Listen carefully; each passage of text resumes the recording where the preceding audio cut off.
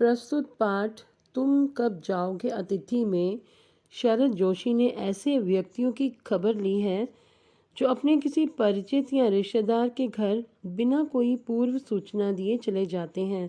पूर्व सूचना देना मतलब पहले सूचना कर देना, पहले बताना कि हम आ रहे हैं, और फिर जाने का नाम ही नहीं लेते, भले ही उनका टिके रहना मेज़बान पर कितना ही भारी क्यों न पड़े। अच्छा अतिथि कौन होता है? वे जो पहले से अपने आने की सूचना देकर आए और एक दो दिन मेहमानी करा के विदा हो जाए, या वह जिसके आगमन के बाद मेज़बान का मतलब जो होस्ट है वे सब सोचने पर विवश हो जाए जो इस पाठ के मेज़बान निरंतर सोचते रहे। पाठ के आरंभ में लेखक मन ही मन अतिथि के बारे में सोचते हुए लिखता है, आज तुम्हारे आगमन के चतुर्थ दिवस पर यह प्रश्न बार बार मन में घुमड़ रहा है, तुम कब जाओगे अतिथि? तुम जहाँ बैठे निसंकोच सिगरेट का धुआं फेंक रहे हो, उसके ठीक सामने एक कैलेंडर है, देख रहे हो ना? उसकी तारीखें अपनी सीमा में नम्रता से फड़फड़ाती रहती हैं। विगत 2 दिनों से मतलब पिछले 2 दिनों से मैं तुम्हें दिखाकर तारीखें बदल रहा हूँ। तुम जानते हो, अगर तुम्हें हिसाब लगाना आता है तो ये चौथा दिन है, तुम्हारे सतत आतिथ्य का चौथा भारी दिन। सतत आतिथ्य मतलब लगातार तुम्हारी मेहमान नवाजी का ये चौथा दिन है, मतलब तुम्हें हमारे घर में टिके हुए 4 दिन हो गए हैं, पर तुम्हारे जाने की कोई संभावना प्रतीत नहीं होती। लाखों मील लंबी यात्रा करने के बाद वे दोनों एस्ट्रोनॉट्स भी इतने समय चांद पर नहीं रुके थे जितने समय तुम एक छोटी सी यात्रा कर मेरे घर आए हो। तुम अपने भारी चरण कमलों की छाप मेरी ज़मीन पर अंकित कर चुके। तुमने एक अंतरंग निजी संबंध मुझसे स्थापित कर लिया। तुमने मेरी आर्थिक सीमाओं की बैंजनी चट्टान देख ली। तुम मेरी काफ़ी मिट्टी खोद चुके। अब तुम लौट जाओ अतिथि। तुम्हारे जाने के लिए ये उच्च समय अर्थात हाई टाइम है। क्या तुम्हें तुम्हारी पृथ्वी नहीं पुकारती? मतलब ये कि लेखक मन ही मन अतिथि को कह रहा है जो उसके घर में आके टिका हुआ है पिछले 4 दिनों से, कि तुमने मेरे बारे में सब कुछ जान लिया, मेरी आर्थिक स्थिति के बारे में जान लिया, मेरे जीवन के बारे में सब कुछ जान लिया, मेरे साथ एक बॉन्डिंग तुमने जोड़ ली, लेकिन अब तुम्हें क्या तुम्हारा घर परिवार नहीं पुकारता? तुम वापस क्यों नहीं जाते? उस दिन जब तुम आए थे मेरा हृदय किसी अज्ञात आशंका से धड़क उठा था। अज्ञात आशंका क्या थी? कि कहीं ना कहीं उसे ये लगा था कि अब अतिथि के आने पर बहुत खर्चा होने वाला है। अंदर ही अंदर मेरा कहीं मेरा बटुआ कांप गया, मतलब अंदर ही अंदर कहीं मेरा बटुआ कांप गया। बटुआ हो गया पर्स, मतलब उसे लगा कि अब बहुत ज़्यादा खर्च होगा इस अतिथि के आ जाने से। उसके बावजूद एक स्नेह भीगी मुस्कुराहट के साथ मैं तुमसे गले मिला था और मेरी पत्नी ने तुम्हें सादर नमस्ते की थी, मतलब पूरे आदर सत्कार के साथ हमने तुम्हें वेलकम किया था। तुम्हारे सम्मान में ओ अतिथि, हमने रात के भोजन को एकाएक उच्च मध्यम वर्ग के डिनर में बदल दिया था। तुम्हें स्मरण होगा, मतलब तुम्हें याद होगा कि 2 सब्जियों और रायते के अलावा हमने मीठा भी बनाया था। इस सारे उत्साह और लगन के मूल में एक आशा थी।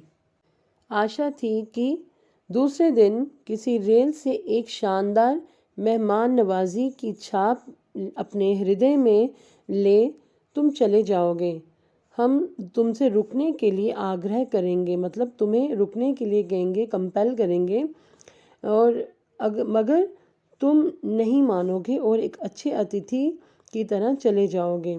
पर ऐसा नहीं हुआ। मतलब ये कि लेखक ये कहता है अपने मन में, मन ही मन उसको अतिथि को, कि अगले दिन हमें लगा था कि इतनी इतनी स्वागत करवाने के बाद, इतनी आवभगत करवाने के बाद, मेहमान नवाजी करवाने के बाद अब अगले दिन तुम आराम से यहाँ से चले जाओगे खुशी खुशी, और हम तुम्हें रुकने के लिए कहेंगे ये मतलब एक फॉर्मेलिटी करेंगे, लेकिन तुम नहीं रुकोगे और यहाँ से चले जाओगे। मगर तुमने ऐसा कुछ भी नहीं किया। दूसरे दिन भी तुम अपनी अतिथि सुलभ मुस्कान लिए घर में ही बने रहे। हमने अपनी पीड़ा पी ली, मतलब अपने दुख को पी लिया, इस दुख को कि तुम अभी भी यहाँ ठहरे हुए हो और प्रसन्न बने रहे, मतलब तुम्हें दिखाने के लिए हम अपने चेहरे पे खुशी लाई रखी हमने।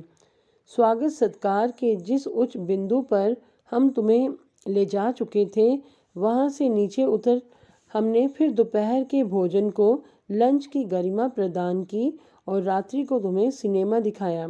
मतलब क्या कि लेखक ये बताना चाहता है कि हमने अगले दिन भी उसकी बड़ी आवभगत की, उसको सिनेमा दिखाया, मूवी दिखाई और लंच की गरिमा प्रदान की दोपहर के भोजन को, मतलब ये कि अच्छा भोजन दोपहर को से करवाया। हमारे सत्कार का ये आखिरी छोर है, जिससे आगे हम किसी के लिए नहीं बढ़े। इसके तुरंत बाद भावभीनी विदाई का वे भीगा हुआ क्षण आ जाना चाहिए था, जब तुम विदा होते और हम तुम्हें स्टेशन तक छोड़ने जाते, पर तुमने ऐसा नहीं किया। तीसरे दिन की सुबह तुमने मुझसे कहा, मैं धोबी को कपड़े देना चाहता हूँ। ये आघात अप्रत्याशित था। अप्रत्याशित मतलब ना सोचा हुआ, मतलब अनएक्सपेक्टेड था, कि मतलब जिसकी लेखक को बिल्कुल उम्मीद नहीं थी। वो इसलिए क्योंकि अगर धोबी को कपड़े दिए जाते तो वे 2-3 दिन के बाद वापस आते धुलकर।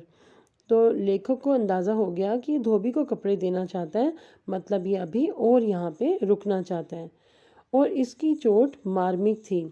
तुम्हारे सामीप्य की वेला एकाएक यूं रबड़ की तरह खिंच जाएगी, इसका मुझे अनुमान न था। पहली बार मुझे लगा कि अतिथि सदैव देवता नहीं होता, वह मानव और थोड़े अंशों में राक्षस भी हो सकता है। किसी लॉन्ड्री पर दे देते हैं, जल्दी धुल जाएंगे, मैंने कहा।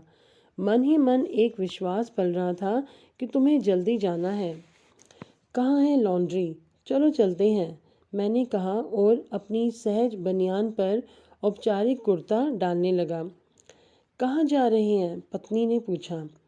इनके कपड़े लॉन्ड्री पर देने हैं, मैंने कहा। मेरी पत्नी की आंखें एकाएक बड़ी बड़ी हो गईं। आज से कुछ बरस पूर्व उनकी ऐसी आंखें देख मैंने अपने अकेलेपन की यात्रा समाप्त कर बिस्तर खोल दिया था। मतलब उसकी आंखों को देखकर मैंने उससे शादी कर ली थी। लेकिन कहते हैं लेकिन पर अब जब वही आंखें बड़ी होती हैं तो मन छोटा होने लगता है। मतलब अब जब वो आंखें बड़ी होती हैं, मतलब कुछ हैरानी की, अचंभे की बात या कुछ ना कुछ ऐसी सस्पिशियस बात होती है जिसके कारण उसकी आंखें बड़ी होती हैं।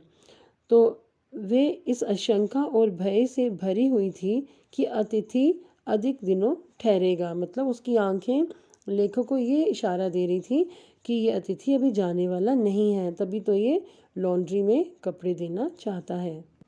और आशंका निर्मूल नहीं थी। मतलब जो पत्नी की आंखें बोल रही थी वो झूठ नहीं था, वो सच ही था कि अब ये और ठहरने वाला है, अभी जाने वाला नहीं है। अतिथि तुम जा नहीं रहे। लॉन्ड्री पर दिए कपड़े धुलकर आ गए और तुम यहीं हो।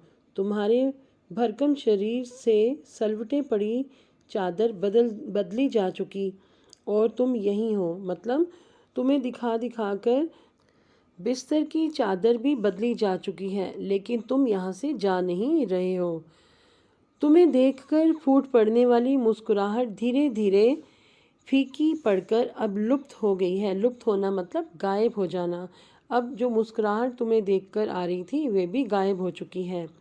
ठहाकों के रंगीन गुब्बारे जो कल तक इस कमरे के आकाश में उड़ते थे अब दिखाई नहीं पड़ते। मतलब जो हम बातें करते थे और ठहाके लगाते थे, जोर जोर से हंसते थे, वे भी अब गायब हो चुके हैं।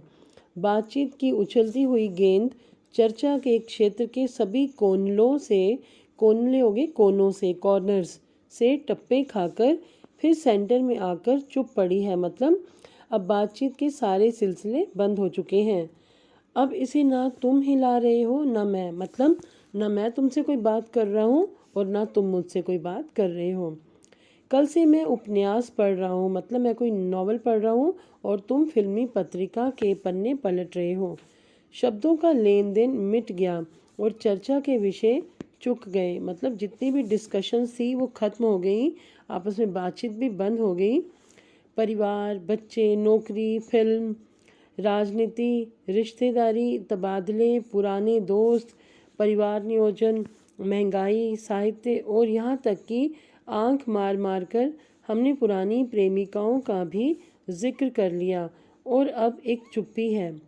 सौहार्द अब शने शने, सौहार्द मतलब जो मित्रता आपस में थी वे अब शने शने हो गया, धीरे धीरे बोरियत में रूपांतरित हो रहा है। बोरियत में रूपांतरित होना मतलब, रूपांतरित होने का मतलब है बदल रहा है, परिवर्तित हो रहा है, चेंज हो रहा है। भावनाएं गालियों का स्वरूप ग्रहण कर रही हैं, पर तुम जा नहीं रहे। किस अदृश्य गोंद से तुम्हारा व्यक्तित्व यहाँ चिपक गया है। मैं इस भेद को सपरिवार नहीं समझ पा रहा हूँ। बार बार ये प्रश्न उठ रहा है, तुम कब जाओगे अतिथि। कल पत्नी ने धीरे से पूछा था, कब तक टिकेंगे ये। मैंने कंधे उचका दिए, क्या कह सकता हूँ। मतलब मैंने ये ऐसे बता दिया कंधे उचकाकर कि मुझे नहीं मालूम कि ये कब यहाँ से जाएंगे। मैं तो आज खिचड़ी बना रही हूँ, हल्की रहेगी। तो लेखक उससे कहता है पत्नी से, बनाओ। सत्कार की ऊष्मा समाप्त हो रही थी, मतलब ऊष्मा वैसे कहते हैं गर्मी को, लेकिन यहाँ पर क्या था, सत्कार की जो उनके अंदर जोश था सत्कार करने का, उसको जो रिस्पेक्ट देने का, उसकी जो आवभगत करने का, वे अब ख़त्म हो रहा था। डिनर से चले थे, खिचड़ी पर आ गए। मतलब पहले उसकी आवभगत की थी तो उसके लिए अच्छा डिनर बनाया था, रात का भोजन अच्छा खिलाया था और फिर लंच भी अच्छा कराया था और उसकी अच्छी आवभगत की थी, लेकिन अब वे लोग खिचड़ी पर आ गए, मतलब अब खिचड़ी बनाने का सोच रहे हैं। अब भी अगर तुम अपने बिस्तर को गोलाकार रूप प्रदान नहीं करते तो हमें उपवास तक जाना होगा। मतलब अगर तुम अपने सामान को पैक नहीं करते यहाँ से जाने के लिए तो हमें उपवास मतलब व्रत रखना होगा, मतलब कुछ भी हम नहीं बनाएंगे। तुम्हारे मेरे संबंध एक संक्रमण के दौर से गुजर रहे हैं। संक्रमण हो गया एक अवस्था से, एक सिचुएशन से दूसरी सिचुएशन में पहुंचना। मतलब पहले बहुत हंसी मजाक चल रहा था, बातें हो रही थी, और अब दूसरी सिचुएशन क्या थी कि दोनों में से कोई भी एक दूसरे के साथ कोई भी बात नहीं कर रहा था। तुम्हारे जाने का ये चरम क्षण है। तुम जाओ ना अतिथि। तुम्हें यहाँ अच्छा लग रहा है ना, मैं जानता हूँ दूसरों के यहाँ अच्छा लगता है। अगर बस चलता तो सभी लोग दूसरों के यहाँ रहते, पर ऐसा नहीं हो सकता। अपने घर की महत्ता के गीत इसी कारण गाए गए हैं। महत्ता मतलब महत्व के, इम्पोर्टेंस के। होम को इसी कारण स्वीट होम कहा गया है कि लोग दूसरे के होम की स्वीटनेस को काटने ना दौड़ें। मतलब अपने घर को स्वीट होम समझें और दूसरों के घर में दखल ना दें। तुम्हें यहाँ अच्छा लग रहा है, पर सोचो प्रिय कि शराफत भी कोई चीज़ होती है और गेट आउट भी एक वाक्य है जो बोला जा सकता है। मतलब ये उसके कहने का है लेखक के कि अगर अब भी तुम यहाँ से नहीं गए तो मुझे तुम्हें ज़बरदस्ती यहाँ से निकालना पड़ेगा।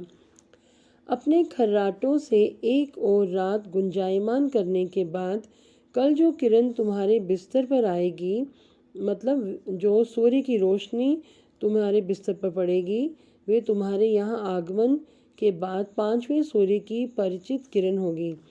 आशा है वे तुम्हें चूमेगी और तुम घर लौटने का सम्मानपूर्ण निर्णय ले लोगे। मेरी सहनशीलता की वे अंतिम सुबह होगी। उसके बाद मैं स्टैंड नहीं कर सकूँगा और लड़खड़ा जाऊँगा। स्टैंड नहीं ले पाऊँगा मतलब मैं और सहन नहीं कर पाऊँगा। मेरे अतिथि, मैं जानता हूँ कि अतिथि देवता होता है, पर आखिर मैं भी मनुष्य हूँ। मैं कोई तुम्हारी तरह देवता नहीं। एक देवता और एक मनुष्य अधिक देर साथ नहीं रहते। देवता दर्शन देकर लौट जाता है। तुम लौट जाओ अतिथि, इसी में तुम्हारा देवत्व सुरक्षित रहेगा। ये मनुष्य अपनी वाली पर उतरे उसके पूर्व तुम लौट जाओ। उफ, तुम कब जाओगे अतिथि? कहने का उसका भाव क्या है कि अतिथि को देवता के समान माना जाता है, लेकिन जो देवता है वे दर्शन दे के लौट जाता है। उसी तरह तुम्हें भी अब काफ़ी दिन हो गए यहाँ रहते हुए, अब तुम्हें भी यहाँ से लौट जाना चाहिए।